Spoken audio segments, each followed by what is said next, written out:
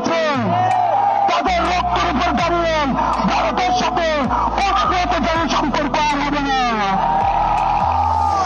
আপনারা জানেন আমাদের এই পার্শ্ববর্তী দেশ এখন বাংলাদেশ যাদেরকে জঙ্গি স্বীকৃতি দিয়েছে তাদেরকে এখন পার্শ্ববর্তী ভারতে আশ্রয় দিচ্ছে।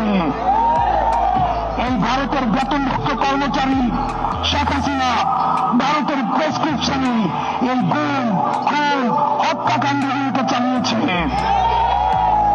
এখন আমরা ভারতকে বলতে চাই ভারত যেন সেফ হাউস অফ টেররিস্ট না হয়ে ওঠে। আমরা ভারতের সাথে আর কোন